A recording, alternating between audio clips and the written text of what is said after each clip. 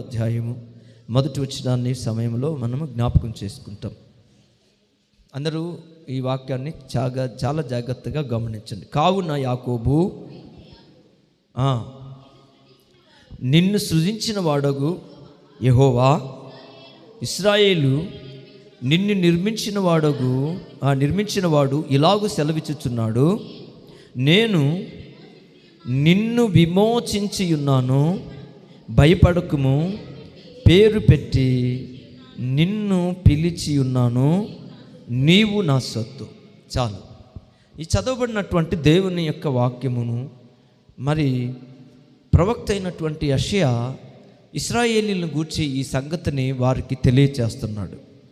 కారణం ఏంటంటే, ఇశ్రాయేలీలు వారిలో కొంతమందికి ఈ ఇశ్రాయేలీల దేవుడైనటువంటి లేక ఈ దేవుడైనటువంటి ఈయన వారిని సృజించిన వాడు అయినప్పటికీ వారిలో కొంతమంది యొక్క మనసు, వారిలో కొంతమంది యొక్క ఆలోచన ఆ సృష్టించినటువంటి ఆ దేవుని మీద నుంచి మళ్ళించుకొని లోకములో ఉన్నటువంటి ఆ యొక్క అన్య దేవతల వైపు వారి యొక్క మనసును మరలించుకున్నారు వాళ్ళు. సో దేవునికి అర్పించాల్సినటువంటి బలులను దేవునికి సరైన రీతిగా అర్పించలేకపోయారు. అలాగనే ఆ దేవునిని ఆరాధించడానికి వచ్చేటప్పుడు పరిశుద్ధంగా నీతిగా రాలేకపోయారు. అలాగూ వారు దేవుని విషయంలో ఇలాంటి కార్యములు చేస్తూ కూడా మరలా అన్యుల యొక్క దేవతల దగ్గరికి వెళ్ళి వాటికి సాగిలపడి వాళ్ళ యొక్క పిల్లలను వాటికి బలులు అర్పించి దేవుడిచ్చిన సంతానం చనిపోయేటట్లు చేశారు వాళ్ళు. దేవుడే ఆ సంతానాన్ని వాళ్ళకి ఇచ్చినప్పటికీ ఆ సంతానాన్ని తిరిగి దేవునికి ఇవ్వకుండా ఆ సంతానాన్ని బయలుదేవతలకు విగ్రహాల దగ్గర పెట్టి వాళ్ళను బలి అర్పించారు. ఇలాగూ ఇశ్రాయేలీలు దేవుని విషయంలో అనేక విషయాల్లో తప్పు చేస్తూ వచ్చారు. అందుకని చాలా విషయాలను దేవుడు వాళ్ళకు తెలియజేయాల్సినటువంటి అవసరం ఉన్నది. ప్రవక్తల ద్వారా దేవుడు వాళ్ళకు తెలియచేశాడు. ఎందుకనంటే మనిషి ఎప్పుడైనా సరే దేవుని సన్నిధిలో నిజాయితీగా దేవుడు చెప్పినటువంటి మాటలను అనుసరించి జీవిస్తూ ఉన్నప్పుడు వారికి ఇంకొక ఇలాగూ మాట్లాడాల్సినటువంటి అవసరత దేవునికి ఉండేది కాదు. మీరు ఎప్పుడైనా మీ పిల్లలు మీ మాట విని మీరు చెప్పింది చేస్తే వారితో మీరు ఇంకొక రకంగా మాట్లాడవలసిన అవసరత ఉండదు. ఎప్పుడైనా కూడా ఎప్పుడైతే మీ పిల్లలు మీ మాట వినకుండా మీరు చెప్పినటువంటి మాటలను ప్రక్కన త్రోసివేసి వాళ్ళు ఎప్పుడైతే చెడు మార్గంలోకి వెళ్ళి వాళ్ళు చెడు జీవితాన్ని జీవించి కుటుంబాల విషయంలో సరైనటువంటి అవగాహన లేకుండా వాటిని పాడు చేసుకుంటున్నప్పుడే పిల్లలకి ఇంకొక రీతిగా మాట్లాడవలసినటువంటి అవసరం వస్తుంది. అవునా కాదా? అప్పుడే మాట్లాడాల్సి వస్తుంది. సో ఈ కుటుంబం ఇదిగో ఇలా ఉండాలి కదా, నువ్వెందుకు ఇలా చేస్తున్నావు, నువ్వెందుకు ఇలాంటి పనులు చేస్తున్నావు, నీ మూలంగా ఈ కుటుంబం ఇలాంటి పరిస్థితుల్లోకి వెళ్ళిపోతుంది అని ఎప్పుడు చెప్పాల్సి వస్తుంది? ఆ పిల్లలు ఎవరైతే మార్గం తప్పిపోయి దేవుని మార్గాలను ఎప్పుడైతే వాళ్ళు త్రోసేసి చెడు మార్గాల్లోకి వెళ్ళిపోయారో, కుటుంబమును గూర్చినటువంటి సరైనటువంటి అవగాహన వాళ్ళకు లేదో అప్పుడు వాళ్లకు ఇలా చెప్పాల్సి వస్తుంది. అదే వాళ్ళు మన మాట విని మనము చెప్పినట్టు చేస్తున్నారు అనుకోండి, అప్పుడు వాళ్ళకి ఏమని చెప్తామంటే, ఇదిగో ఈ పని ఇలా చెయ్యి, దీని కొరకు ఇలాంటి ఆలోచన చెయ్యి, ఇదిగో ఈ పొలం ఇలాంటి పనులే, ఈ పంట చెయ్యి, ఈ పొలంలో ఇత్తనాలు వేయి, అది బాగా పండుతుంది, నీ చేతుల కష్టార్జితం నీకు దీవెనగా మారుతుంది అని చెప్తాం. లేదనుకో వాళ్ళు ఏదైనా కష్టపడి పని చేసుకునే వాళ్ళైతే ఈ పని చెయ్యి, వాళ్ళు వ్యాపారం చేసుకునే వాళ్ళైతే ఇలాగ చెయ్యి, ఇలాగ ఇంకా పెట్టుబడి పెట్టు, ఇంకా నీవు ఈ వ్యాపారం కొరకు డబ్బు ఖర్చు పెట్టు, ఇంకా పెట్టుబడి పెట్టు, అప్పుడు నీవు ఇంకా దీని కొరకు నువ్వు ఇలా చేస్తే నీ కష్టార్జితం నీకు ఇంకా 2 అంతలుగా 4 అంతలుగా అది అభివృద్ధి చెందుతుంది. సో ఇట్లా అన్నీ చెప్పాల్సి వస్తుంది. అంటే వాళ్ళు సరైన రీతిగా ఉన్నప్పుడేమో ఒక రకంగా మాట్లాడాల్సి వస్తుంది. వాళ్ళు ఆ మాటలను వినకుండా వాళ్ళు సరిగా అర్థం చేసుకోకుండా వాళ్ళకు నచ్చినట్లు వాళ్ళు జీవించినప్పుడు వాళ్ళకు చెప్పాల్సిన మాట ఇంకొక రకంగా చెప్పవలసి వస్తుంది. బాగా వినాలి ఈ మాటలు, గుర్తుపెట్టుకోండి. ఎందుకని నేను ఈ మాటలు మీకు జ్ఞాపకం చేస్తున్నా అంటే, దేవుడు కూడా అంతే. ఆయన మాటలు విన్నప్పుడు ఆయన వాళ్ళతో మాట్లాడేటువంటి మాటలు ఒక రకంగా ఉంటాయి. ఆయన మాటలు వాళ్ళు వినకపోతే వాళ్ళను ఇంకొక రకంగా వాళ్ళతో మాట్లాడి చెప్పాల్సినటువంటి అవసరత ఉంటుంది. ఇప్పుడు వాళ్ళకు అర్థం కావాలి. ఆయన ఏం చెప్తున్నాడంటే, కావున యాకోబు నిన్ను సృజించిన వాడగు యెహోవా, దేవుడే నిన్ను కలుగజేసింది. ఆయన నీ క్రియేటర్. ఆయన లోకంలో ఉన్నటువంటి ఏ దేవత నిన్ను సృష్టించలేదు యాకోబు అని చెప్తున్నాడు. వారికి ఏం చెప్తున్నాడు? లోకంలో ఉన్నటువంటి ఏ దేవత నిన్ను సృష్టించలేదు. నువ్వు తల్లి గర్భంలో ఉండగా నా కన్నులు నిన్ను చూశాయి, నా చేతులతో నేను నిన్ను నిర్మించుకున్నాను, నేనే నీ దేవుడను, నేనే నిన్ను సృజించాను. మనం ఇందాక 140 ఎన్నో కీర్తన, అది 40 ఆ కీర్తనలో మనం చదివినప్పుడు ఆ మాట ఏమని చెప్పబడుతున్నది? అక్కడ దేవుడు ఏమన్నాడు ఈ కీర్తన భాగంలో? ఈ 149 ఈ కీర్తనలో ఆయన ఏం చెప్పాడు అని అంటే, ఈ కీర్తన భాగంలో దేవుని దాసుడు ఏమని తెలియజేస్తున్నాడు అని అంటే, 2వ వచనం, ఇశ్రాయేలీయులు తమ్మును పుట్టించిన వానిని బట్టి సంతోషించుదురుగాక. చెప్పండి, ఏందంట? ఇశ్రాయేలీయులను పుట్టించినటువంటి దేవుడు ఉన్నాడు. అబ్రహామును దేవుడు ఎప్పుడైతే కోరుకున్నాడో, అబ్రహామును దేవుడు ఎప్పుడైతే ఏర్పాటు చేసుకున్నాడో, ఆ దినం మొదలుకొని దేవుడే ఇస్సాకును కలుగు చేసినప్పుడు, ఇస్సాకును దేవుడు ఇచ్చినప్పుడు సంతానముగా వచ్చి అన్నాడు, ఇదిగో మీదటికి మరి నీకు నీ గర్భవాసమునకు కుమారుడు పుడతాడు, ఈ సమయానికి ఈ కాలానికి ఇదిగో నేను నీకు గర్భఫలాన్ని కుమారుణ్ణి ఇవ్వబోతున్నాను, అతనికి ఇస్సాకు అని పేరు పెట్టాను అన్నాడు. అంటే ఇస్సాకునిచ్చింది ఎవరు? దేవుడే. అబ్రహామును కలుగు చేసిన దేవుడు, అబ్రహామును పిలిచిన దేవుడు, అబ్రహామును ఆశీర్వదించినటువంటి దేవుడే అబ్రహామునకు గర్భఫలం ఇచ్చన్నాడు, నేనే నీకు సంతానాన్ని ఇచ్చాను అని అన్నాడు.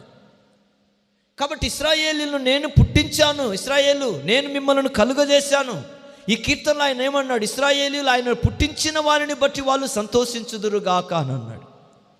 పుట్టించిన దేవుడు ఎవరో తెలుసుకుంటే ఆ దేవుని సన్నిధిలో మనం ఎలా ఉంటామంట? సంతోషంగా ఉంటాము. పుట్టించిన దేవుడు ఎవరో మనకు తెలియాలి, మన పుట్టుక తెలియాలి మనకు. చాలామంది ఈ భూమి మీద దేవతలను దేవుళ్ళను ఎంచుకునేటప్పుడు ఆ దేవుడు వాళ్ళను పుట్టించాడా? పుట్టిస్తే ఎందుకు పుట్టించాడు? కారణం ఏంటి? ఆ పుట్టించినటువంటి దేవుని ఉద్దేశం ఏంటి? పుట్టించిన దేవుడు తనకి ఏమి చేయగలడు? ఆ దేవుడు వాళ్ళకి ఎలా ఉపయోగపడగలడు? ఇవన్నీ ఈ లోకంలో ఉన్నటువంటి అనేక మంది ప్రజలకు తెలియదు. దేవుడు అంటే వాళ్ళ దృష్టిలో చేతులెత్తి దండం పెట్టడమే, చేతులెత్తి మొక్కి ఆ దేవునికి ఏదో వాళ్ళకి ఇష్ట వస్తువులు ఇచ్చి ఆ దేవునిని సంతోషపరచడానికి చూస్తారు, ఆ దేవుణ్ణి అలాగూ వేడుకుంటున్నారు. కానీ అసలు దేవుడు మన ఇష్ట వస్తువులను మాత్రమే కోరుకునేవాడా? కేవలం మన బలును మాత్రమే కోరుకునేవాడా? ఆయనకు మన మీద అలాంటి ఆలోచనే ఉందా అని అంటే, ఇశ్రాయేలీయులు దేవుడు అంటున్నాడు, నేను వాళ్ళను పుట్టించాను కాబట్టి వాళ్ళు నా పట్ల సంతోషించేటట్లుగా నేనే వాళ్ళను ఇలాగూ చేస్తాను నేను. అంటే వాళ్ళకి ఇలాగూ ఏది అవసరమైందో ఆయన ఎరిగినటువంటి దేవుడిగా ఉన్నాడు. సో ఇప్పుడు నిన్ను పుట్టించిన దేవుడు ఎవరో నీకు తెలిస్తే నువ్వు ఆ దేవుని దగ్గరే ఉంటావు. అంతేనా కదా? మన తండ్రి ఎవరో మనకు తెలిసినప్పుడు, మన తల్లి ఎవరో మనకు తెలిసినప్పుడు, మన ఇల్లు ఎక్కడుందో మనకు తెలిసినప్పుడు మనం ఆ తండ్రి దగ్గరే, తల్లి దగ్గరే, మన ఇంటి దగ్గరే మనం ఉండడానికి ఇష్టపడమా? ఇష్టపడతాం. ఎక్కడికంటే అక్కడికి వెళ్తామా? మీరు చూడండి, తల్లిదండ్రులు కొంతమంది పిల్లలను కని వదిలేసి వెళ్ళిపోతే ఆ పిల్లలు అనాథలుగా పెరిగి పెద్దవారై ఆశ్రయాలలో పెద్దవాళ్ళు అవుతున్నారు. సో అక్కడ చదువుకుంటున్నారు వాళ్ళు. తర్వాత పెరిగి పెద్దవాళ్ళు అయినాక వాళ్ళు ఎక్కడికి వెళ్ళాలో వాళ్ళకి తెలియదు, ఏ ఇంటికి వెళ్ళాలో తెలియదు. ఎప్పుడైనా సరే అలా అనాథ ఆశ్రయంలోకే వెళ్ళాల్సిందే. వాళ్ళు చదువుకుని అక్కడికి వెళ్తారు. వాళ్ళ తండ్రి ఎవరో తెలియదు, వాళ్ళ తల్లి ఎవరో తెలియదు, ఎక్కడుండాలో తెలియదు, ఏం చెయ్యాలో తెలియదు. కాకపోతే అక్కడే వాళ్ళు పెరిగి పెద్దవారు అయ్యారు కనుక అదే వాళ్ళ ఇల్లు, అక్కడ పెంచిన వాళ్ళే వాళ్ళకి తల్లిదండ్రులు అయినట్టు ఆలోచించుకుంటారు. అక్కడి నుంచే వాళ్ళు ఏదైనా చదువుకొని ఉద్యోగస్తులు అయితే తర్వాత అక్కడికే ఉపయోగపడాలనుకుంటారు వాళ్ళు. కానీ మనకు తెలిసినప్పుడు ఏం చేస్తాము? ఈయన తండ్రి అని తెలిసినప్పుడు, ఈమె తల్లి అని తెలిసినప్పుడు, ఇది నా ఇల్లు, ఇది నా ఊరు అని తెలిసినప్పుడు మనం ఎలా జీవించాలో, మనం అక్కడ ఎందుకు ఉండాలో మనకు అర్థమవుతుంది. ఎవరైనా వచ్చి ఈ ఇంట్లో నువ్వు ఎందుకున్నావు అని అంటే, ఒకవేళ కొన్నిసార్లు ఇంట్లో తల్లి కానీ తండ్రి కానీ ఇంట్లో వద్దు నువ్వు వెళ్ళిపోవని అంటే, ఎక్కడికి వెళ్ళిపోతాను? ఇది నా ఇల్లు అని అంటారు కొన్నిసార్లు. అంటారా అనరా? అంటే దాని అర్థం ఏంటి? నాకు అధికారం ఉంది అని. నేను వెళ్ళను, ఈ ఇంట్లో నాకు అధికారం ఉంది, హక్కు ఉంది, ఆ పొలంలో నాకు హక్కు ఉంది, ఈ స్థలంలో నాకు హక్కు ఉంది, నాకు హక్కు ఉంది అనే మాట మాట్లాడతాము. ఎందుకు? మనకు తెలిసింది కాబట్టి. ఆయన తండ్రిని, ఈమె తల్లని, ఈ ఇల్లు నాది, నేను ఇక్కడే పుట్టాను, ఇక్కడ పెరిగాను, వీళ్ళు నన్ను పెంచారు, పెద్ద చేశారు, కాబట్టి నాకు హక్కు ఉంది. కాబట్టి హక్కు ఎలా ఉందో ఆ ఇంటిని గూర్చిన బాధ్యతలు కూడా నీకు అలాగే ఉంటాయి, గుర్తుపెట్టుకోవాలి. ఆమేన్, హల్లెలూయా. నీ కేవలం ఆస్తి పంచుకునే హక్కే కాదు, ఇంటికి వచ్చి తిని వెళ్ళిపోయే హక్కే కాదు, ఆ ఇంట్లో వచ్చి పడుకొని నిద్రపోవడానికే కాదు హక్కు ఉండడం. ఆ ఇంటిలో నీకు ఉన్న బాధ్యతలన్నిట్లో కూడా నీకు హక్కు ఉంది. ఆస్తులు పంచుకునే హక్కు ఉన్నట్లే అప్పులు తీర్చే హక్కు ఉంది, తల్లిదండ్రులను పోషించే హక్కు ఉంది, వాళ్ళ బాధ్యతలను కలిగి ఉండే హక్కు ఉంది. ఉందా లేదా? అలాగే మన సృష్టికర్త ఎవరో మనకు అర్థమైతే ఆ దేవుని దగ్గర మనం ఎలా జీవించాలో కూడా మనకు చెప్పండి. అర్థమవుతుంది? అర్థం కాదా? అర్థమవుతుంది. ఆ దేవుని దగ్గర మనం ఎలా జీవించాలో మనకు అర్థమవుతుంది. ఆ దేవునికి మనము ఎలాంటి రుణం కలిగి ఉన్నామో, ఆ దేవుని దగ్గర నుంచి మనం ఏ అధికారాలు మనం పొందుకోవడానికి మనకు అవకాశం ఉందో, ఇవన్నీ మనం తెలుసుకున్నప్పుడు ఆ దేవుని దగ్గర మనం జీవించడానికి మనం ఇష్టపడతాం. కానీ ఇశ్రాయేలీలు ఏం చేశారంటే, వాళ్ళను సృజించినటువంటి ఆ దేవుడు, వాళ్ళను తల్లి గర్భములో రూపొందించినటువంటి దేవునిని విడిచి వారు ఇంకొక స్థలాలను వెళ్ళిపోవడం ఇష్టపడ్డారు. అనేక పర్యాయములు దేవుని చేత వాళ్ళు సృష్టించబడ్డారు. అన్నాడు, మిమ్మల్ని సృష్టించిన వాడు మీకు దేవుడు, మిమ్మల్ని సృష్టించిన వాడు, మిమ్మల్ని పోషించిన వాడు మీ దేవుడు, మరి మీ దేవుణ్ణి మీరు విడిచిపెడతారా అని అడిగాడు మోషే ద్వితీయోపదేశకాండంలో. ఆయన మీ దేవుడు, కానీ మీరేమయ్యారు? చెరుపు చేసే పిల్లలు అయిపోయినారు, మీరు వక్రజనమైపోయినారు, మీరు మీ దేవుణ్ణి మహిమపరచలేని ప్రజలైపోయినారు, మీరు మీ దేవుని ఆజ్ఞలను కట్టడలను గైకొనలేక మీ దేవుని యొక్క దీవెనను మీరు పోగొట్టుకున్నటువంటి ప్రజలైపోయారు, మీరు జీవమును త్రోసివేసి శాపాన్ని కోరుకున్నారు మీరు అన్నాడు ఆయన.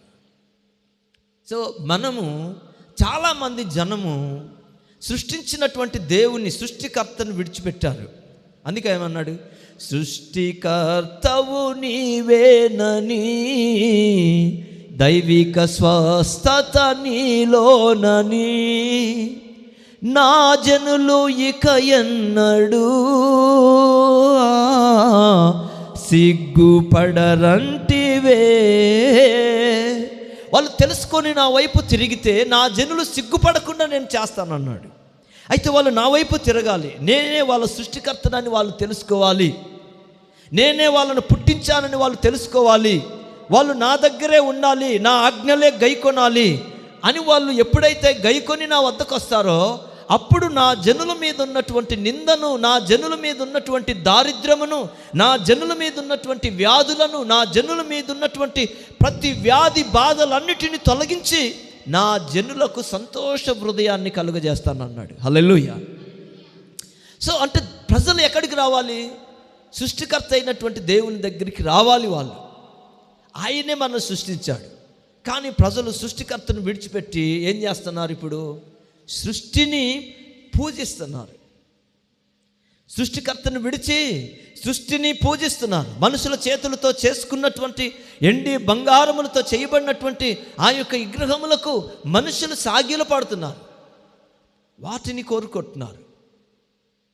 దేవుడు అందుకే ఏమన్నాడంటే, నిన్ను సృజించిన వాడగు ఓ ఇశ్రాయేలు, నిన్ను సృజించిన వాడగు యెహోవా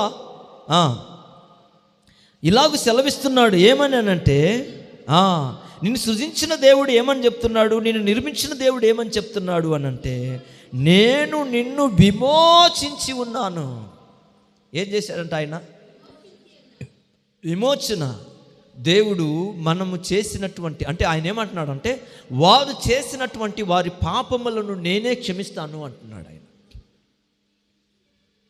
ఎట్లా అనంటే, ఆయన ఏమన్నాడంటే, ఆయన తన ప్రజలను వారి పాపములను ఆయనే తీసేస్తాడంట.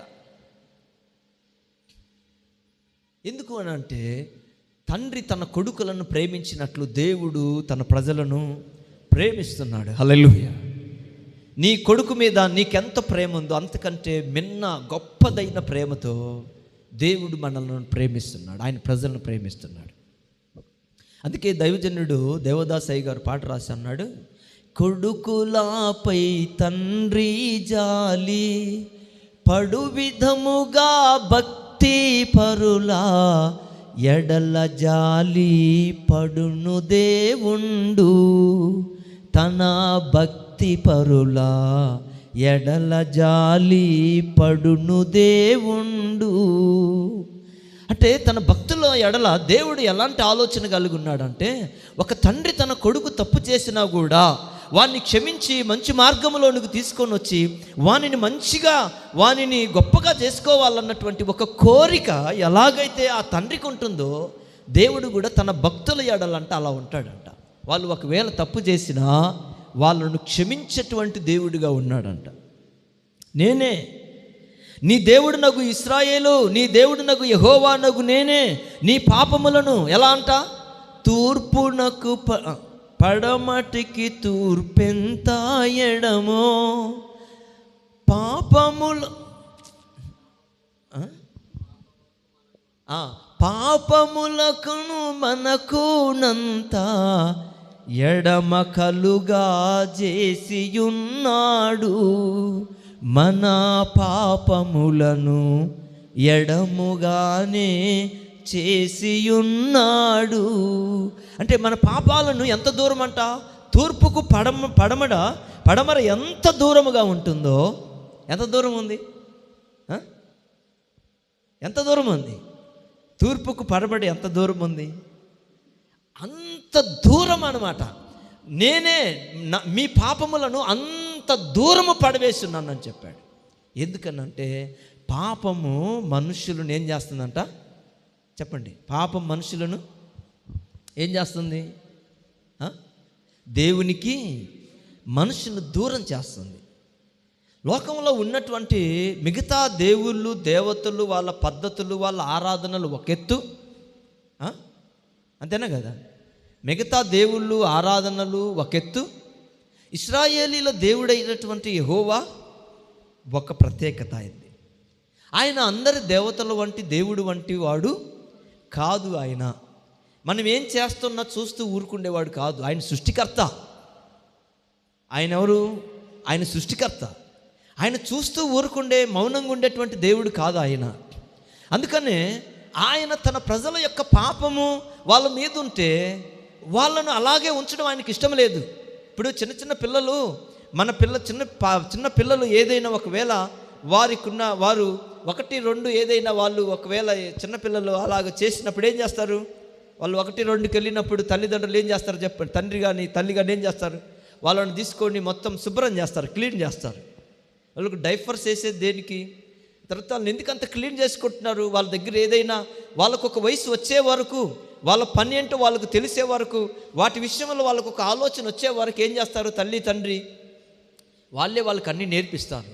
దేవుడు కూడా ఆయన తన ప్రజలకు అలా నేర్పించేవాడై ఉన్నాడు. నీవు పాపముతో ఉంటే నా దగ్గర జీవించలేవు, నీ పాపము నాకు అడ్డుపడుతుంది. నువ్వు ప్రార్థన చేస్తున్నావు, నీకు సమస్య వచ్చింది, నువ్వు వ్యాధులతో ఉన్నావు, నువ్వు అనేకమైనటువంటి బాధలు పడుతున్నావు నీవు, కానీ నీ వ్యాధులు నీ బాధలు ఏవైతే ఉన్నాయో వీటి విషయంలో నువ్వు నాకు మొరపెట్టినప్పుడు నేను వచ్చి నీ ప్రార్థన ఆలకించి నీకు సహాయం చేయాలన్న కోరిక నాకు ఉంది. కానీ సూర్యునికి మబ్బు మేఘం అడ్డుపడి దాని కాంతిని రానివ్వనట్టు నీ పాపము నాకు మధ్యలో ఏమవుతుందంట, చెప్పండి, ఏమవుతుంది, అడ్డుపడుతుంది. అంటే దేవుడు మనకు మేలు చేయాలన్న కోరిక ఆశ ఆయనకు ఉన్నా, చెప్పండి, ఏమవుతుంది, నీకు మేలు చేయడానికి ప్రభువు నీ దగ్గరికి వచ్చినా ఏమవుతుందంటే, నా వైపు చూడాలి మీరు, వినండి, నేను కొన్ని మాటలు చెప్తే ప్రార్థన చేస్తాను. సో మీరు అర్థం చేసుకోవాల్సింది ఏంటంటే, ఏమి ఉన్నా సరే, ఎలాంటి పరిస్థితులు ఉన్నా సరే, నీ దేవుడు అయినటువంటి నీ దేవుడైన యెహోవా, నీ దేవుడైనటువంటి ప్రభువు ఏం చేస్తున్నాడు అని అంటే, వాళ్ళకి ఏం చెప్తున్నాడంటే, మీ పాపములు అడ్డుపడుతున్నాయి కాబట్టి, మీకు మేలు కలగకుండా మీ దోషములు మీకు అడ్డుపడుతున్నాయి కాబట్టి దేవుడు వాటిని ఏం చేస్తున్నాడు, మొదటిగా వాటిని తొలగించాలి. సో దేవునికి ఉన్న అధికారం అది, అందరు తీసేయలేరు. ఇప్పుడు మనం మన పిల్లలు తప్పు చేస్తే ఆ తప్పు చేసినప్పుడు మనం ఏమనుకుంటాం, వారు తెలియక తప్పు చేసినాడు అనుకుంటాం, కానీ వాళ్ళు చేసిన పాపాలు మనం తీసేయగలమా? తీసేస్తామా? మనకు అధికారం ఉందా? లేదు. కానీ దేవుడు ఎలాగంటే ఆయన మొదట మన పాపములను తీసేయడానికి అధికారం ఉంది. ఇప్పుడు గవర్నమెంట్ ఉంది, ఒక వ్యక్తి తప్పు చేస్తే వాడిని తీసుకెళ్ళి జైల్లో పెట్టేస్తారు, చెరసాలు వేసేస్తారు. వేసిన తర్వాత మనం ఎవరమైనా సరే వెళ్ళి వాళ్ళని విడిపించడానికి మన దగ్గర ఎవరికైనా శక్తి ఉందా? ఏదైనా పాసిబుల్, ఏదైనా అలాంటి అవకాశం కలిగించాలంటే గవర్నమెంటే మనకు కల్పించాలి. ఇది ఈ తప్పు చేసిన వ్యక్తికి ఈ రీతిగా అతనికి అవకాశం విడుదల కోసం. సో ఒక లాయర్ వెళ్ళేసి, ఒక అడ్వకేట్ వెళ్ళి మన ఒక మధ్యవర్తిగా ఉండి ఆయన దాన్ని ఏమంటారు, అది ఒక వ్యక్తిని చెరసాలలో వేశాడు అనుకోండి, వేస్తే ఈయన వెళ్ళి దానికి బెయిల్ వచ్చేటట్లుగా ఆయన ఒక లాయర్ వెళ్ళి ఒక నోటీస్ ఇచ్చి అతను మధ్యవర్తిగా ఉండి, నేను ఈ యొక్క ఖైదీ విషయంలో నేను అన్నీ నాది ఈ పూసి, ఇతని విషయం నాది. సో మీకు ఏ రోజైతే ఇతను కోర్టుకు హాజరవ్వాలో ఆ రోజు నేనే అతన్ని కోర్టుకు తీసుకొస్తాను, అతని విషయంలో నేనే బాధ్యత వహిస్తున్నానని చెప్పేసి లాయర్ వెళ్ళి ఒక నోటీస్ ఇచ్చి వాళ్ళకు బెయిల్ వచ్చేటట్లుగా అవకాశాన్ని కలిగిస్తాడు. అది ఎవరు? గవర్నమెంట్ అవకాశం ఇచ్చినప్పుడు మాత్రమే ఆ బెయిల్ అయినా ఇవ్వడానికి ఆ యొక్క అవకాశం ఈ లాయర్కు కల్పిస్తేనే అతను ఇవ్వగలుగుతాడు. కొన్ని బెయిల్ ఇవ్వడానికి కూడా కొన్ని నేరాలకు అవకాశమే ఉండదు. అప్పుడేమవుతుంది చెప్పండి? లాయర్ ఉన్నా అతను విడిపించడానికి అవకాశం ఉంటుందా? చెప్పండి, మీకు అర్థమవుతుందని నేను చెప్పేది. అవకాశం ఉన్నా విడిపించలేడు. ఎందుకనంటే అతడు లాయర్ అయినప్పటికీ గవర్నమెంట్ దానికి అలాంటి పాసిబుల్ ఇవ్వలేదు, విడిపించే అవకాశం వాళ్ళకి ఇవ్వలేదు. కాబట్టి సో వాళ్ళు ఏం చేయలేరు, లాయర్ అయినా మౌనంగా ఉండాల్సిందే. సో తల్లిదండ్రులమైన మనము మన పిల్లలు తప్పు చేసినప్పుడు వాళ్ళని క్షమించే మనసు మనకున్న, వాళ్ళ పాపములను తీసేసే అధికారం మనకు లేదు. కానీ దేవునికి ఈ అధికారం ఆయనకే ఉంది. ఇశ్రాయేలీల దేవుడైనటువంటి యెహోవా దగ్గర క్షమాపణ ఉంది. మనము ప్రజలంట పాపము చేసి, ప్రభువా నా పాపమును మన్నించయ్యా, నేను తప్పు చేశాను ప్రభువా, నా దోషములను మన్నించమని ఎవరైనా సరే ఆనాడు వాళ్ళు వెళ్ళి చేసిన పాపమును బట్టి దేవుని సన్నిధిలో ప్రార్థన చేస్తే ఆయన వాళ్ళ పాపములను క్షమించేవాడంట. ఏం చేసేవాడు? వాళ్ళ పాపములను క్షమించేవాడు. ఎందుకు అనంటే పాపము మనుషులను, నేను చాలాసార్లు చెప్పాను, అన్నిటికంటే గొప్ప ప్రమాదమైనది ఏంటి అంటే లోకంలో పాపం. అన్ని రోగాలైనా సరే మనం ఏదో ఒక రీతిగా మనము వాటిని ఆరోగ్యంగా మార్చుకోవచ్చు. ఎంత పెద్ద రోగాన్నైనా మనము స్వస్థతలోనికి తెచ్చుకోవచ్చు అంట. కానీ పాప రోగాన్ని మాత్రం ఎవడు దాన్ని తొలగించుకోలేడు అనమాట. ఎందుకంటే ఆ రోగానికి మందు ఒక్కటే, అది యేసు ప్రభు యొక్క రక్తము. ఆ రక్తము నందలి విశ్వాసము. దేవుడే మన పాపముల కొరకు తన కుమారుడైనటువంటి యేసు ప్రభువును ఈ లోకానికి పంపించాడు అన్నటువంటి ఒక్క విశ్వాసమే ఈ పెద్ద భయంకరమైనటువంటి రోగమైన ఈ పాపాన్ని తీసేయగలదు తప్ప అంతకు మించి భూమి మీద మన పాపమును తొలగించుకోవడానికి మనం తప్పు చేసి జనము పుణ్యకార్యాలను ఎన్ని చేసినా ఆ పాపం ఇంకా అలాగే ఉంటుంది తప్ప దానికి విడుదల, విమోచన లేదు. ఉందా? నదులలో మునిగినా లేదు. ఉందా? లేదు. నదుల జలములో లేదు నాణ్యత, ధనధాన్యములో లేదు మోక్షము. వాటిల్లో లేదు. డబ్బిచ్చి నీతిమంతులయ్యి దాన ధర్మాలు చేసి మనుషులు ఏదో పరలోకం చేరుకోవాలనుకుంటే వాళ్ళ వల్ల కాదు. దానికున్న ఒకే ఒక అవకాశం యేసు ప్రభునందు విశ్వాసం ఉంచడమే. అందుకన్నాడు, నీవు యేసు ప్రభునందు విశ్వాసం ఉంచుము. ఆ చెరసాల నాయకుడితో చెప్పిన మాట ఏంటి పౌలు?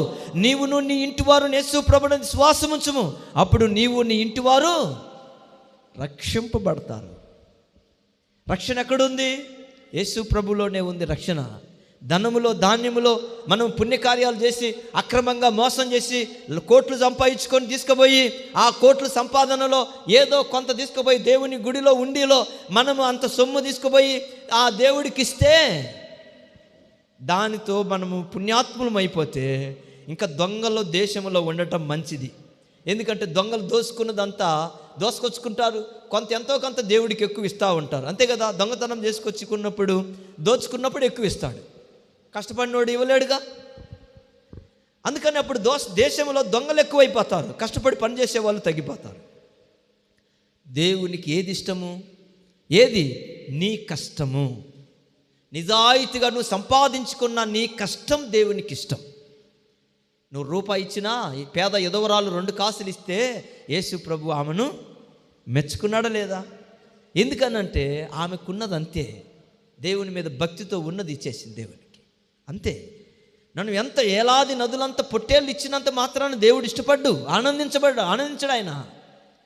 మనము నీతి న్యాయములు అనుసరించి నడిస్తే దేవుడు సంతోషిస్తాడు ఆయన. మనము నీతిని అనుసరించి నడవాలి. ఓ ఇశ్రాయేలు, నిన్ను విమోచించిన నీ దేవుడు, నీవు ఆయనకు ఎండి బంగారాలు ఇస్తే నీ పాపములు పోవు. ఆయన నీకు ఇచ్చిన ఆజ్ఞలను కట్టడలను నువ్వు గైకొను, ఆయన వద్దకు రా. ఆయనే నీ పాపములు ఏం చేస్తాడంట? తీసేస్తాడు. తూర్పుకు పడమటికి ఎంత దూరం ఉందో అంత దూరం నీ పాపములను ఆయన తొలగించేసేస్తాడు. ఆయన ఇక ఎన్నటికీ నువ్వు జ్ఞాపకం చేసుకోకుండా చేస్తాడు. అలా కాకుండా నేనేదో భక్తి చేస్తాను, నేనేదో మంచి చేస్తాను, ఏదో దేవుడికి తీసుకుపోయి ఇస్తానని మనం అనుకుంటే ఒక ధనవంతుల్లాగా అది ఎంత మాత్రము దేవునికి ఇష్టము లేదు. నువ్వు తీసుకుపోయి ఎంత ఇచ్చినా దేవుడు ఆనందించేవాడు కాదు. ఆయన నీ హృదయంతరంగాన్ని కోరుకుండేవాడు, నీ నీతిని కోరుకుండేవాడు, నీ మంచిని కోరుకుండేవాడే కానీ ఆయన నీ డబ్బును, నీ పొట్టేళ్లను, నీ క్రొవ్వును, వీటిని ఆయన కోరుకుండేవాడు కాదు. ఆయన నువ్వు ఏది ఇచ్చినా, ఎంత ఇచ్చినా మనస్ఫూర్తిగా హృదయపూర్వకంగా నువ్వు చిన్న కొద్ది మాటలు ప్రార్థన చేసినా యథార్థంగా చేస్తే దేవుడు ఇష్టపడి దాన్ని వింటాడే తప్ప మనం ఆయన చెప్పింది చెయ్యకుండా పెద్ద పెద్ద ప్రసంగాలు, పెద్ద పెద్ద ప్రార్థనలు చేసినా ఆయన ఏమి వినేవాడు కాదు. అవి ఆయనకి ఏమాత్రము ఇష్టం లేదు. ఆయన వాటిని కోరుకునేవాడు కాదు. ఆయన కోరుకుంటే మనుషులందరూ అవి ఇచ్చేవాళ్ళుగా ఆయనకి, అవునా కాదు? ఇప్పుడు నేను కోరుకున్నాడు అనుకోండి, నేను కూడా అదే కష్టపడి పని చేసి ఎంతో కొంత మోసం చేసి, అన్యాయం చేసి, అక్రమం చేసి సంపాదించి దేవునికి ఎంతో కొంత ఇచ్చేస్తాను. ఆయన అది కోరుకుంటే నేను అదే ఇస్తాను ఆయనకి. కానీ ఆయన అది కోరుకోవట్టున్నాడా? ఆయన అది కోరుకోవట్లేదు. ఆయన నీతిని కోరుకుంటున్నాడు, యథార్థతను కోరుకుంటున్నాడు. నువ్వు దేవునికి ఏదైనా చేయగలిగితే చెయ్యది, కానీ అందులో కూడా యథార్థంగా చెయ్యి, నీతిగా చెయ్యి, పవిత్రంగా చెయ్యి. పాట పాడు, ఎలా చెయ్యి, ఎలా పాడాలి? ఎలా పాడాలి? హృదయపూర్వకంగా పాడాలి. దావీదు పాట పాడితే దేవుణ్ణి ఎలా స్తుతించాడో అలాగున పాట పాడాలి, అలాగు దేవుణ్ణి స్తుతించాలి. ఇరిగిన మనసు, నలిగిన హృదయం దేవునికి ఇష్టమైన బలియాగములు, అవునా కదా? ఏసన్న గారు ఈ పాట రాశాడు. నేను రక్షించబడినప్పుడు ఈ పాట చాలాసార్లు విన్నాను. నేను ఈ పాట ఏమంటే, ఇరిగిన మనసు, నలిగిన హృదయం, నీకిష్టమైన బలియాగములా, ఇవి నీకు ఇష్టమైనటువంటి బలియాగములని. ఇరిగిన మనసే, నలిగిన హృదయమే నువ్వు కోరుకునేది, నీకు ఇష్టమైన మనస్సు, ఇష్టమైనవి ఇవి. మిగతాయి మనం ఎన్నిచ్చినా దేవుడు వాటి మీద సంతోషించేవాడు కాదు. కాబట్టి ఇశ్రాయేలు ప్రజలు చేసింది ఏంటంటే, వారు దేవుణ్ణి విడిచిపెట్టి పాపాన్ని తెచ్చుకొని దేవునికి దూరం అయితే ఆయన ఏమంటున్నాడు అంటే, ఇశ్రాయేలు, నిన్ను సృష్టించిన దేవుడు ఉన్నాడు, నువ్వు ఆయన దగ్గరికే రా అంటున్నాడు. హల్లెలూయా. నువ్వు ఎక్కడికి పోయినా నీకు ఉపయోగం లేదు. నిన్ను సృష్టించిన దేవుని దగ్గరికి వస్తే, నీ తండ్రి ఇంటికి వస్తే అక్కడ నీకు ఘనత ఉంది. నీ తండ్రి ఇంటికి వస్తే అక్కడ నీకు ఆస్తి ఉంది. నీ తండ్రి ఇంటికి వస్తే అక్కడ ప్రేమ ఉంది. నీ తండ్రి ఇంటికి వస్తే అక్కడ నీకు విలువ ఉంది. నువ్వెవడో ఇంటికి వెళ్తే నిన్నెవడు చూస్తాడు? అక్కడ ఎవడు పట్టించుకుంటాడు? నువ్వెవరో ఇంటికి వెళ్తే అక్కడ ఎవరు పట్టించుకుంటారు నిన్ను? నువ్వు ఆకలిగా ఉన్నావా? నువ్వు మంచి బట్టలు ధరించుకొని ఉన్నావా లేదా? నీ ముఖం ఎలా ఉంది? నువ్వు ఏ స్థితిలో ఉన్నావు? ఎవడు పట్టించుకుంటాడు? అదే ఒక తండ్రి దగ్గరికి వస్తే, తప్పిపోయిన కుమారుని చూసి దూరం నుండి పరిగెత్తి ఆ తండ్రి వాని మెడ మీద పడి ముద్దు పెట్టుకున్నాడా లేదా? చూసావా? అది తండ్రి ప్రేమ అంటే. నువ్వు ఎక్కడికి వెళ్ళాలి? ఇశ్రాయేలు ఎక్కడికి వెళ్ళాలి? నువ్వు నిన్ను సృష్టించిన వాడు, నిన్ను తల్లి గర్భములో రూపొందించిన నీ దేవుడు ఉన్నాడు. నువ్వు ఆయన్ని విడిచిపెట్టేసుకున్నావు. ఆయన మార్గాలను విడిచిపెట్టేశావు. నీ దేవుణ్ణి విడిచి నువ్వు ఎక్కడికో వెళ్ళిపోయినావు. నువ్వు రా, మరలా నీ దేవుని దగ్గరికి రా. నిన్ను సృష్టించిన నీ దేవుని దగ్గరికి రా. వస్తే ఆయన నీ పాపములను ఏం చేస్తాడంట? ఏం చేస్తాడు? ఆయన నీ పాపములను, ఆయన నేనే నిన్ను విమోచించి ఉన్నాను. నేను నిన్ను విమోచించడం. విమోచన అంటే పాపములకు క్షమాపణ. నేనే నీ పాపములను తీసేస్తున్నాను. నా ఇష్టపూర్వకంగా మనస్ఫూర్తిగా తీసేస్తున్నాను. నిజమండి. మనం భక్తి చేయటానికి ఏదో ఒక్కరోజు ఒక్క పూట మనం ఏదో భక్తి చేయటానికి ఏదో డబ్బులు ఇచ్చి మనము ఏమాత్రం కూడా దేవుణ్ణి మనం సంతోషపరచలేమండి ఎప్పుడైనా. ఎందుకంటే మన నీతి క్రియలు దేవుని ఎదుట మురికి గుడ్డలు లాంటివి అన్నాడు. మన నీతి క్రియలు ఎలాంటివి? మన నీతి క్రియలు మురికి గుడ్డలతో సమానం. మన నీతి కాదు, అలా దూరమున నిలబడినటువంటి దూరమున నిలబడినటువంటి ఆ యొక్క ఎవరు? దూరమున నిలబడినటువంటి ఆ యొక్క ఆ సమరయుడు ఆ నిలబడి ఏమన్నాడు? సుంకరి ఏమన్నాడు? ఆ సుంకరి ఏమన్నాడు? అంత దూరము నిలబడి, ప్రభువా నీ సన్నిధిలో వచ్చుటకు నేను అర్హుణ్ణి కాదయ్యా అని చెప్పి అంత దూరమున నిలవబడి నేను పాపినని ఒప్పుకున్న ఆ వ్యక్తి దేవుని దృష్టికి నీతిమంతుడైనాడు అన్నాడు. ఇక్కడ అది కావాలి. దేవుని దృష్టిలో మనం అలా ఉండాలి. ఆయనకు మనం ఏదైనా చేస్తే అలా చేయాలి. దేవుడు మన హృదయాన్ని చూస్తున్నాడు. ఆయన అయ్యా నేను పాపినని మనం ఆయన వైపు తిరిగితే ఆయన బహుగా క్షమించగలిగినటువంటి వాడు అంటాడు ఆయన. కానీ పాపం మనుషులను దేవునికి దూరం చేస్తుంది కాబట్టి అది తొలగిపోవాలి. అందుకే దావీదు అన్నాడు, నా పాపము పోవునట్లు నన్ను హిస్సోపుతో నన్ను కడుగు, హిస్సోపుతో కడుగు, నా పాపం పోవునట్లు నన్ను కడుగు. ఎందుకు? పాపము నాలో ఉంటే నేను నీ ఎదుట నిలబడలేను. పాపము నాలో ఉంటే నేను నీ వద్ద నిలబడలేను. అందుకే చాలామంది ఎందుకు దేవుని సన్నిధికి క్రమముగా ఎందుకు రాలేరు? ఎందుకు దేవుని సన్నిధిలో క్రమముగా జీవించలేరు?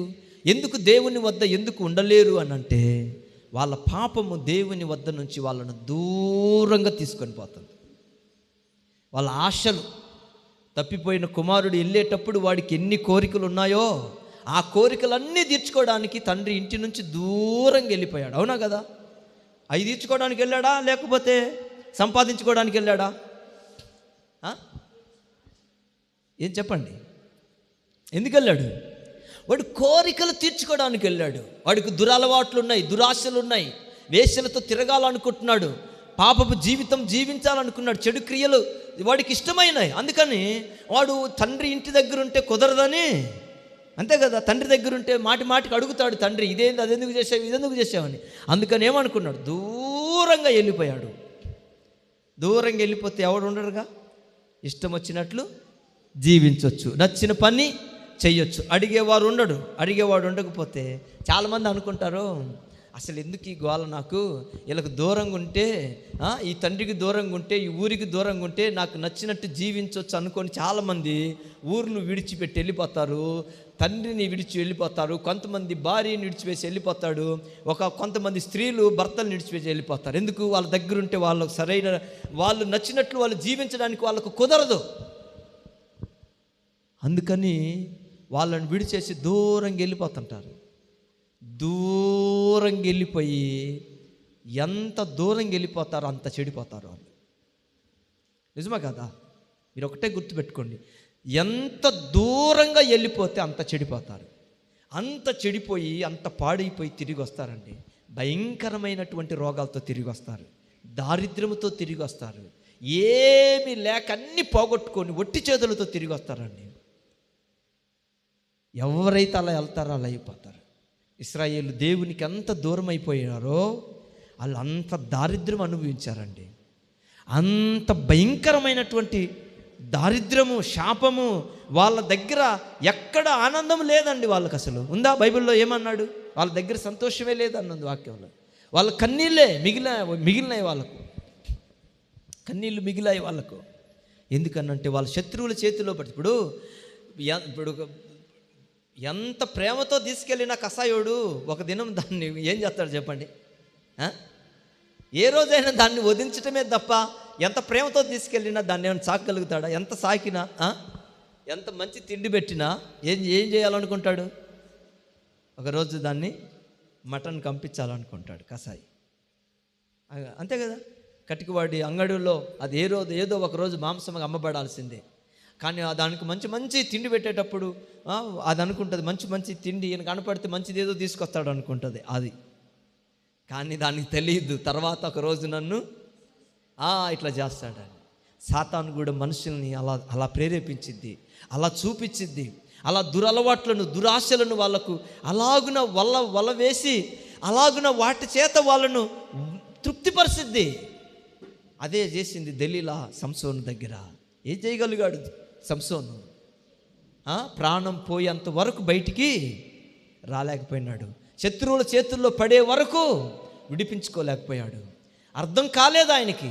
జరుగుతున్నవన్నీ చూస్తున్నప్పుడు తన మనసులో అయ్యో ఇదిగో ఈ దెలీలా ఇలా చేస్తుంది అని అంటే, నన్ను పట్టించడానికి ఇన్ని ప్రయత్నాలు చేస్తుంది అని అంటే, ఈమె వలన నాకు కీడే కదని చెప్పేసి ఒక్కసారి ఆలోచించుకొని అక్కడి నుంచి రావడానికి ప్రయత్నం చేశాడా సంసోను? ప్రయత్నం చేశాడా? లేదు. ఇశ్రాయేలు అలాగ చేసింది. తిరిగి రాలేకపోయింది, దూరం అయిపోయింది, చేరుకోలేనంత దూరం వెళ్ళిపోయింది ఇశ్రాయేలు దేవునికి. అందుకన్నాడు, ఇశ్రాయేలు రండి, తిరిగి రండి. ఆయన ఏమన్నాడు? మీరు చదవండి ఒక మాట. యెషయా గ్రంథము ఎలా చేస్తానన్నాడు ఆయన? 5వ అధ్యాయం. భయపడకుము, నేను నీకు తోడై ఉన్నాను. తూర్పు నుండి నీ సంతానమును తెప్పించదను, పడమటి నుండి నేను సమకూర్చి రప్పించదను. అప్పగింపమని ఉత్తర దిక్కునకు ఆజ్ఞ ఇచ్చదను, బిగబట్ట వద్దని దక్షిణ దిక్కుకు ఆజ్ఞ ఇచ్చదను. దూరము నుండి నా కుమారులను, భూదిగంతముల నుండి నా కుమార్తెలను తెప్పించుము. పిలుస్తానంటున్నాడు ఆయన. ఆమేన్, హల్లెలూయా. ఏం చేస్తాడంట? బిగబట్టేసినాయి. సాతాను మానవులను బిగబట్టేసింది, బంధించేసింది. సాతాను మానవులను పాపములో బంధించేసింది. ఇశ్రాయేలుని ఎలాగైతే బంధించి, ఎలాగైతే చెరపట్టి, ఎలాగైతే ఏ పాపము చేత ఇశ్రాయేలు బాధించబడుతూ వచ్చిందో దానంతటిలో నుంచి ఆయన ఏమంటున్నాడు? ఆజ్ఞ ఇస్తున్నాడు. ఇప్పుడు సంఖ్యలు యేసు నామములో తెగిపోవునుగాక. హల్లెలూయా. ఇప్పుడు ఏం చేస్తున్నాడు ఆయన? సంఖ్యలను ఏం చేస్తున్నాడు? సంఖ్యలను తెంచబోతున్నాడు ఆయన. విడుదల, చెరలో నుంచి విడుదల కలుగజేయబోతున్నాను, నేను చేస్తానన్నాడు. ఎందుకంటే నేను నీ దేవుణ్ణి, నీ పాపములను నేను క్షమిస్తున్నాను, నీవు నా దగ్గరే ఉండాలి, నాకు నువ్వు స్తోత్ర రూపమగు, నీవు నాకు స్తోత్రం చెల్లించడానికి లోకములో నేను నిన్ను ఏర్పాటు చేసుకున్నాను ఇశ్రాయేలు అని అన్నాడు. చూసారా దేవుని ఆలోచన ఏంటంట? స్తోత్రం చెల్లించాలి. ప్రభువా, నీవే భూమి ఆకాశములను సృజించిన వాడవని చెప్పి లేచి దేవుణ్ణి స్తుతించాలి. అందుకోసమని దేవుడు వాళ్ళని ఏర్పాటు చేసుకున్నాడు. నీవే ఈ భూమి ఆకాశం సృజించావు, ఈ నీ సృష్టి నీ చేతి పని అయ్యా, నీవే అన్నిటికీ నీవే ఆధారమై ఉన్నావు, నీవే సృష్టికర్తవు, నీవు తప్ప ఎవరొక దేవుడు లేడని లేచి ఆయనను స్తుతించి కీర్తించడానికి. ఒక మొర్దెకై ఎలాగైతే బబులోను సంస్థానములో నిలబడినప్పుడు జనమందరూ తల వంచిన నిలబడి దేవుణ్ణి మహిమపరిచినట్లు, ఒక దానియేలు ఆ యొక్క దేశంలో దేవుణ్ణి స్తుతించినట్లు బబులోనులో షద్రకు మేషకు అబేద్నెగోలు ఆ యొక్క దేశంలో దేవుని కొరకు నిలబడితే ఆ యొక్క రాజైనటువంటి నెబుకద్నెజరు అన్నాడు, ఇదిగో ఈ షద్రకు మేషకు అబేద్నెగోల వంటి దేవుడు, ఈ దేవుడు తప్ప ఇంకొక దేవుడు లేడు అని చెప్పి ఆ దేవుణ్ణి కీర్తించాడు. చూసారా? అలాగున భూమి మీద దేవుని కొరకు నువ్వు బ్రతికి నా నామమును సకల జనములలో నీవు కీర్తించేటట్టు జనములు తెలుసుకొని నా వద్దకొచ్చి నేను దేవుణ్ణి నన్ను తెలుసుకొని నా ఎదుట సాగిల పడినట్లు నీవు నాకు స్తోత్ర రూపముగా ఉండాలని కదా నేను నిన్ను పుట్టించింది. ఆమేన్. అంతేనా? ఇవన్నీ నేను మీకు కూడా చెప్తాను, వచ్చే వారం చెప్తాను. ఇప్పుడు ఈరోజు వీళ్ళతో ముగిస్తాను. వచ్చే వారం మన జీవితాలు కూడా దేవుని సన్నిధిలో జ్ఞాపకం చేస్తాను. అందుకే దేవుడు వాళ్ళని ఏర్పాటు చేసుకుని అన్నాడు, నేను నీ పాపములను తీసేస్తున్నాను, నేను బిగపట్టవద్దని ఆజ్ఞాపిస్తున్నాను, మీరు వచ్చేసేయండి, మిమ్మల్ని ఎవరు ఆపలేరు ఇంకా అన్నాడు. ఐగుప్తు దేశంలో వాళ్ళు బలవంతం చేసి పంపించారు, అవునా కదా? ముందు వెళ్తామన్నారు వాళ్ళు. ఏమన్నారు? పంపించారా? పంపించలా. వాళ్ళు పంపించలా, మేము పంపించము, యెహోవా ఎవడు, నేను ఎందుకు పంపిస్తాను అని అన్నాడు. కానీ వాళ్ళ తొలిసూలు కుమారుడు ఐగుప్తులో చనిపోయిన తర్వాత, ఐగుప్తీయుల తొలిసూలు కుమారులు ఐగుప్తంతా రోదన, ఆకాశమంత ఎత్తుకెళ్ళిపోయినాయి ఆ యొక్క ఏడుపులు. అప్పుడు వచ్చి అన్నారు, ఇంకా మీరు ఉండొద్దు ఇక్కడ, వెళ్ళిపోండి ఇంకా అన్నారు. వెళ్ళిపోండి, పంపిస్తున్నారు, వెళ్ళిపోండి అంటే, మేము వెళ్ళేటప్పుడు మాకు బంగారం కావాలంటే, ఏం కావాలో తీసుకెళ్ళన్నారు. హల్లెలూయా. ఏమన్నారు? ఏం కావాలో తీసుకెళ్ళు, నీకు బంగారం కావాలా, వస్త్రాలు కావాలా, పశువులు కావాలా, మీకేం కావాలో తీసుకెళ్ళు. ముందేమన్నారు? పంపిస్తామన్నారా? బిగబట్టవద్దని ఆయన ఆజ్ఞాపించాడు అనుకోండి, ఇంకెవడు వాళ్ళను బిగబట్టడం ఎవడి వల్ల కాదు, ఆయనే కేక వేసి ఈల వేసి పిలుస్తానని చెప్పాడు. యెరూషలేము యెహోవాయే కట్టుచున్నవాడని, ఇశ్రాయేలీయులను పోగు చేయువాడని. ఆయన పోగు చేసే దేవుడు. ఆయన గొర్రెలను ఎలాగైతే ఒక కాపరి కర్ర తీసుకొని నలుదిక్కులున్న గొర్రెలన్నిటిని ఒక మందగా సమకూర్చుకున్నట్లు, ఇశ్రాయేలు కాపరి ఎలాంటి వాడు? ఆయన ఇశ్రాయేలు కాపరి పోగు చేసుకునేవాడు. ఆయన అందుకన్నాడు, యెహోవా నా కాపరి, నాకు లేమి కలగదు అన్నాడు ఆయన దావీదు మహారాజు. ఆయన కాపరి, ఆయన తన ప్రజలను పోగు చేసుకుంటాడు. బిగపట్టవద్దని ఆజ్ఞాపిస్తున్నాడు. మనుషులకే కాదు, ఎవరికి ఆజ్ఞాపిస్తున్నాడు? ఆకాశములకు ఆజ్ఞాపిస్తున్నాడు. ఆయన సముద్రాలకు ఆజ్ఞాపిస్తున్నాడు, సముద్రమా నువ్వు తొలగిపో అని అన్నాడు. ఏంటి? పోయినసారి మీకు చెప్పాను ఒక ఉపవాస ప్రార్థనలో, మీకు ఏమైంది కొండలారా, ఎందుకు మీరు గంతులేస్తున్నారు అని అంటే, కొండలు ఎందుకు గంతులేస్తున్నాయంటే దేవుని ప్రజలు వచ్చుతున్నారని. అందుకంట కొండలు గుట్టలు ఏం చేస్తున్నాయంట? గంతులేస్తున్నాయని. సముద్రమా నీకేమొచ్చింది, ఎందుకు వెనక్కి వెళ్ళిపోతున్నావు అని అంటే, ఎందుకు వెళ్ళిపోతుందంట? ఆయన ప్రజలు వచ్చుచున్నారు, వారికి దారి ఇవ్వడానికి నేను వెనక్కి వెళ్ళిపోతున్నాను. అందుకనే ఆయన తన ప్రజలను పిలిచినప్పుడు, ఆయన ఆజ్ఞాపిస్తే ఆపగలిగిన వాడు ఎవడు లేడు. ఆయన తన ప్రజలను సమకూర్చుకుంటాడు. ఎందుకు?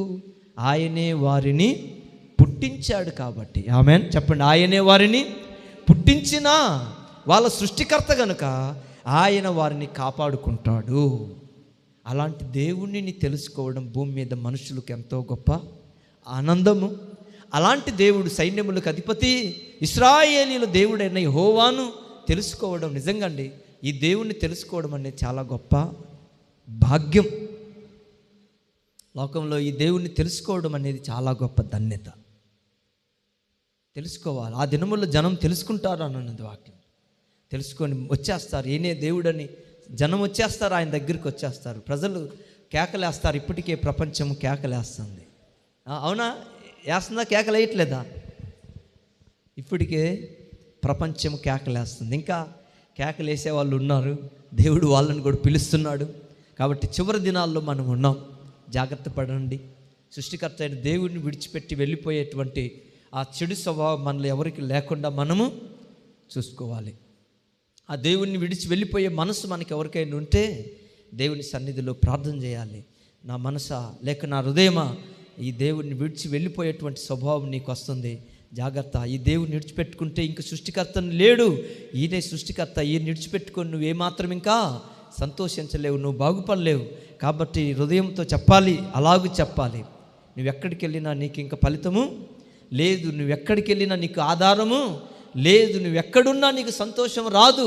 ఇదిగో ఈయనే నీ దేవుడని నీవు, నేను, మనందరము ఈ దేవుని గురించి మనం మన మనసును గూర్చి, మన హృదయమును గూర్చి దేవుని సన్నిధిలో మనం ప్రార్థన చేయాలి. అలాగూ ఈ దేవుణ్ణి విడిచి నువ్వు వెళ్ళిపోవద్దు. నా ప్రాణమా యెహోవాను సన్నుతించుమని ఒక దావీదు దేవుని సన్నిధిలో అడిగినట్లు, మనం దేవుని సన్నిధిలో తన ప్రాణంతో చెప్పుకున్నట్లు, మనము మన ప్రాణముతో, మన ఆత్మతో, మన హృదయంతో మనం చెప్పుకోవాలి. అలాగున నా ప్రాణమా దేవుణ్ణి స్తుతించు, యెహోవాను స్తుతించు. ఆయన నీ దేవుడు, ఆయన నీ సృష్టికర్త, ఆయన నీ తండ్రి.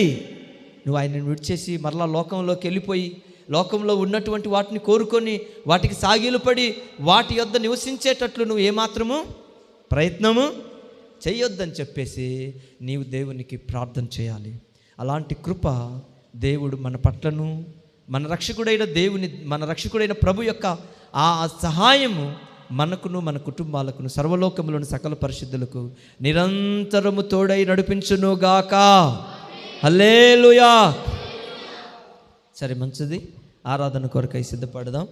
ఈ సమయంలో